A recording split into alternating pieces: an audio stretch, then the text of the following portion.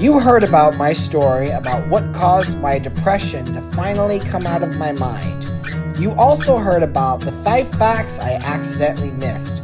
One of the facts I accidentally missed was that not all of the problems got resolved.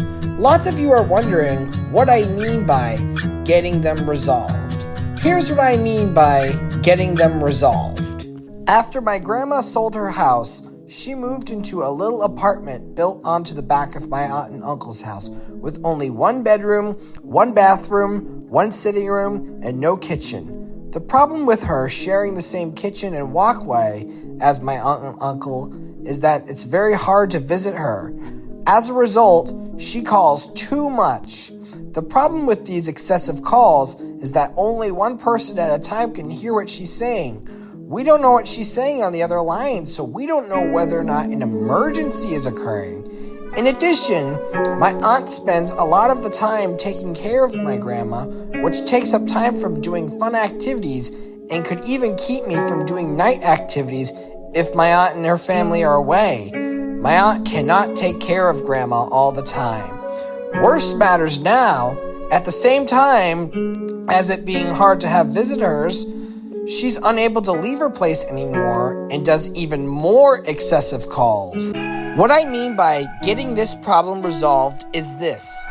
Since it's too much with it being hard to visit her, too much with these excessive calls, and too much with the fact my aunt cannot take care of grandma all the time, I'd like to get rid of the apartment and help my grandma explore alternative housing. The problem is, I don't know how we can get rid of the apartment. I don't know how my grandma can get her money back. The construction was already paid for, and her little apartment shares the same kitchen and walkway as my aunt and uncle, so it's not possible to rent out the apartment. I don't know if my grandma is willing to explore alternative housing. In-law apartments are meant to be separate from the house. My aunt and uncle aren't professional senior caregivers. They're not meant to be there for her all the time and have other jobs they work for instead. My grandma's place is not a multi-housing with neighbors connected to her, nor is it a facility with multiple caregivers. It's a regular house. The problem with giving up a job to care for an elderly parent is that it could create financial problems, and that could affect the economy. After my grandpa died when I was in 7th grade, my Uncle George revealed his true nature, so he bailed out on all the traditions forever and made terrible, awful excuses on why he bailed out on them. He participated in traditions with his friends in Washington, D.C. and the Jersey Shore, and those locations are farther than Fairfield, Connecticut. He even went to Boston for a tradition, despite that location farther than Fairfield, Connecticut as well. Nobody in the family did anything when he bailed out and made terrible, awful excuses. Worse matters, after his work started falling downhill, the middle of my sophomore year of high school, and had thoughts of selling the business for money, worse matters came, as because of that, he was promoted as the manager of a company in Los Angeles. So because of that, he and his family had to move to Los Angeles, California.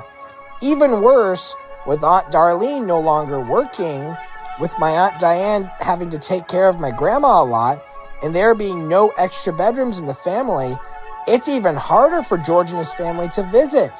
Even worse matters now, Uncle George never brings his family with him when he comes out to visit anymore.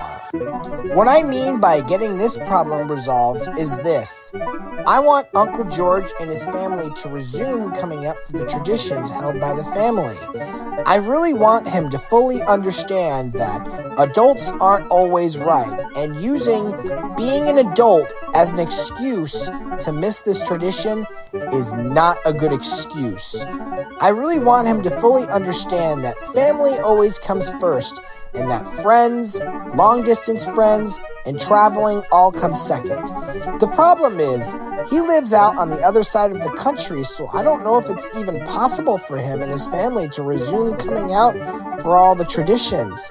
Especially hard since with Aunt Darlene not working anymore, it's harder for them to afford flying out and not receiving as much money.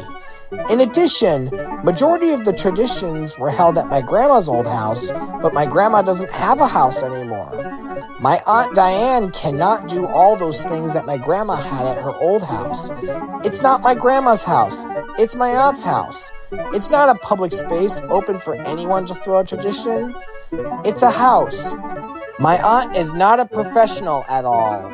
In addition to the problem that only worsened during my college years, I would also like Uncle George to give his children their own travel decisions gradually instead of simultaneously. Uncle George went hyper-independence for his children when they turned 18 years of age. The adult world is a very, very big step in life. So if you let your children get all their freedom all at once, rather than one step at a time, once they turn 18 years of age, then it might be undetermined on whether or not they'll be 100% fully ready to make their own travel decisions all year long. You shouldn't do it right away. I would also like Uncle George to understand that he shouldn't only rely seeing his whole family by visiting South Pasadena, California.